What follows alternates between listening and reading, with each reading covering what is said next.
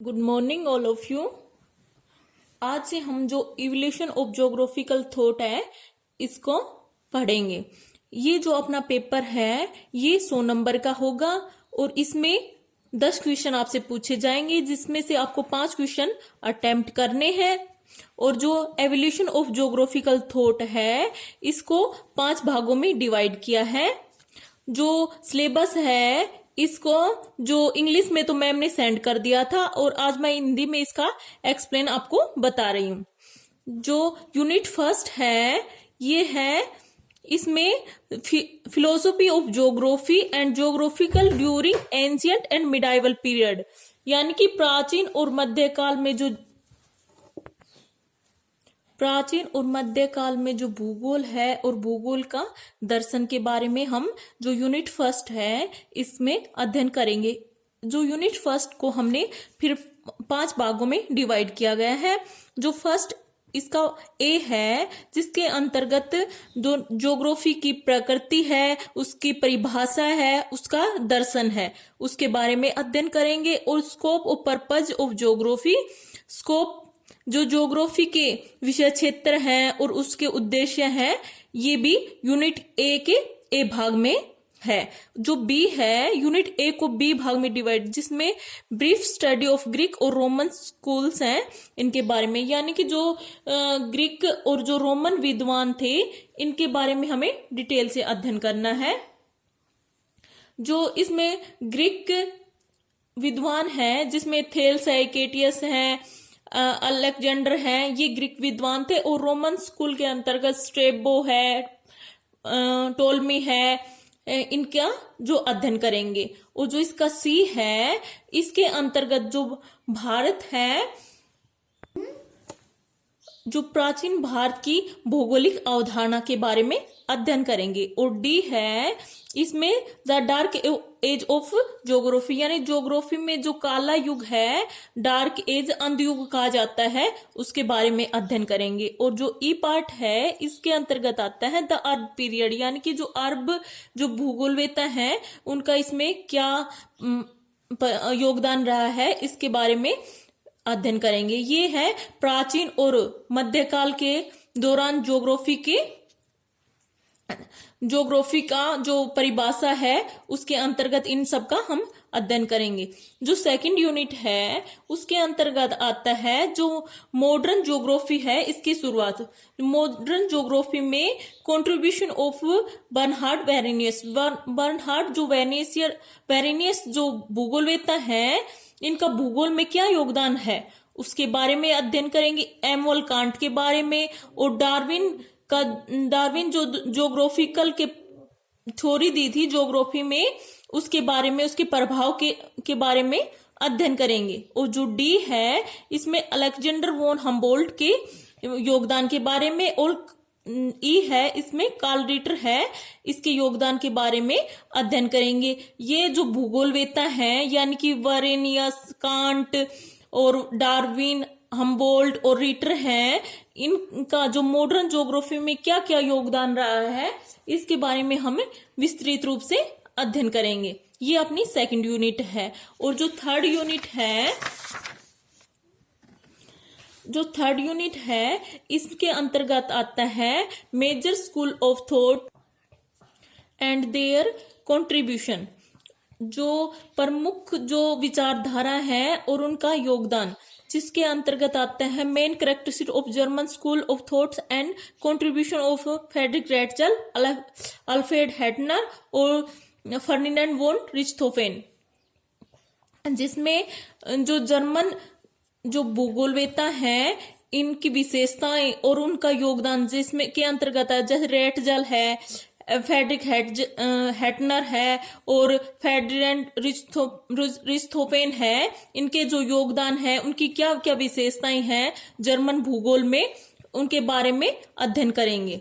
जो बी है उसके अंतर्गत आता है कि main characteristic of French school of thought and contribution of Paul Vidal de la Blache on Jean Brunhes, जो फ्रांस की जो विचारधारा है उसके मुख्य विशेषताएं और उसका जो योगदान है, जिसमें विडाल डी लाब्लास और जीन ब्रून्स का क्या क्या योगदान रहा है, इसमें हम उसके अध्ययन करेंगे।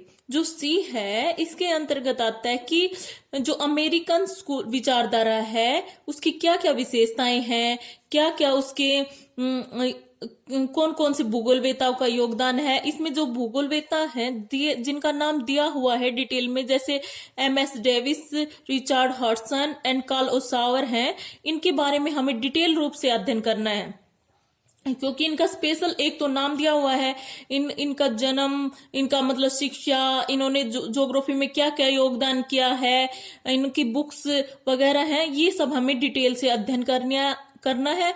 और जो आपको जैसे पढ़ाती जाऊंगी, आपको बुक से साथ साथ उसको लर्न करना है और अपने नोट्स तैयार करने हैं। जो डी है यूनिट 3 में डी को main characteristic of British school, यानी कि ब्रिटिश जो विचारधारा है उसकी विशेषताएं, उसके योगदान, ज्योग्राफी में क्या योगदान रहा है आदि के बारे में हम अध्ययन करेंगे। जो ई पार्ट है इसमें main characteristic of contemporary Indian geographical teaching and research, जो भारत में जो भौगोलिक शिक्षण में और अनुसंधान में जो इसकी विशेषताएं हैं ज्योग्राफी की आदि के बारे में हमें डिटेल रूप में अध्ययन करना है। जो यूनिट 4 है इसके अंतर्गत आता है, और जो चौथी यूनिट है उसमें ज्योग्राफी में कुछ कंसेप्चुअल ट्रेंड्स हैं, उनके बारे में हमें अध्ययन करना है, जिसके अंतर्गत फर्स्ट है the study of man land relationship, मनुष्य और जो भूमि है इसके संबंध का अध्ययन, जिसमें एनवायरमेंट डिटर्मिनिज्म यानी पर्यावरण निश्चयवाद है, पॉसिबिलिज्म संभववाद एंड नियो डिटर्मिनिज्म नवनिश्चयवाद है, इसके बारे में अध्ययन करना। जैसे पर्यावरण निश्चयवादी हैं, इसमें प्रेटजेल है, सैम्पुल है, जो ये निश्चयवादी जो भूगोलवेता हैं इन्होंने निश्चयवाद के बारे में क्या कहा है। ये पॉसिबिलिज्म के अंतर्गत जो फ्रांसीसी भूगोलवेता आते हैं, जिसके अंतर्गत आते विडाल डी लाब्लास, जीन ब्रून्स, ये सब संभववाद के अंतर्गत आते हैं। इन्होंने संभववाद के बाद, जैसे जो संभववाद जो है इन्होंने मानव को अधिक महत्व दिया है, और नव निश्चयवाद है इसके अंतर्गत प्रकृति को अधिक महत्व दिया जाता है। और नियो डिटर्मिनिज्म है, इसके ये नव निश्चयवाद है जिसके प्रवर्तक ग्रिफ टेलर थे। इन्होंने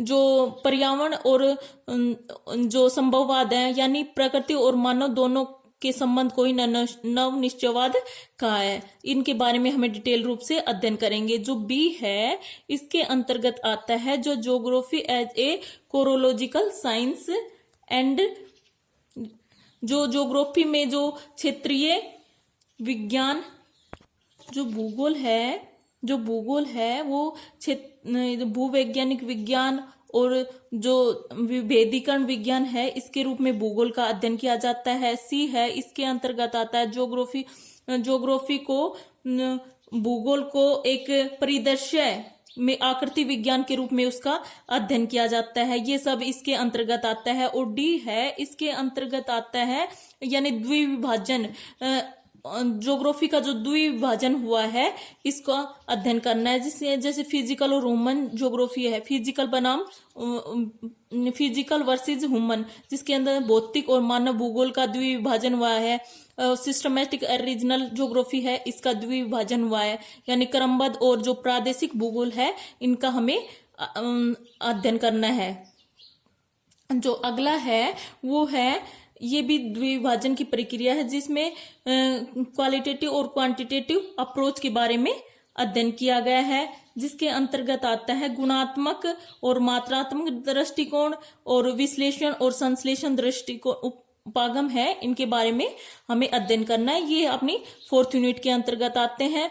और जो 5th यूनिट है इसमें आता है जो issue related to explain in geography, जो ज्योग्राफी में जो कुछ इश्यू हैं इनका हमें एक्सप्लेन करना है, जिसके अंतर्गत आता है जनरल आइडियाज ऑफ हाइपोथेसिस, जैसे परिकल्पनाएं हैं, जनरल सामान्य परिकल्पनाएं, उनके सिद्धांत और कानून में ज्योग्राफी है, और जो बी है वो है forms of explanation in geography.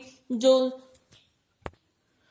Geography है ये स्पष्टीकरण के रूप में। सी है वो अपवादवाद, एक्सप्लेनिज्म इन ज्योग्राफी, मतलब अपवादवाद के ऊपर है। सेफर और जो हार्टसॉन है इनकी डिबेट है, मतलब जो सेफर और हार्टसॉन है इनकी बहस है किसके ऊपर, अपवादवाद पर। इसका हमें डिटेल रूप से अध्ययन करना है।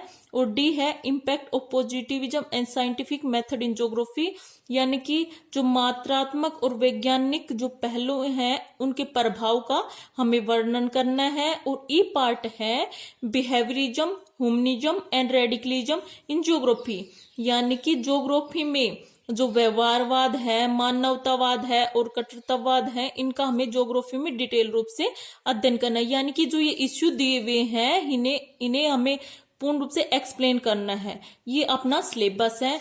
और इनको जैसे जैसे अब फर्स्ट यूनिट स्टार्ट होगी तो आपको साथ साथ इनके नोट्स बनाने हैं, और आपको जैसे पढ़ाया जाता है आपको साथ साथ उनको याद भी करना है, और आपने बुक से भी उनको पढ़ना है। आगे का हम नेक्स्ट वीडियो में अध्ययन करेंगे। Thank you.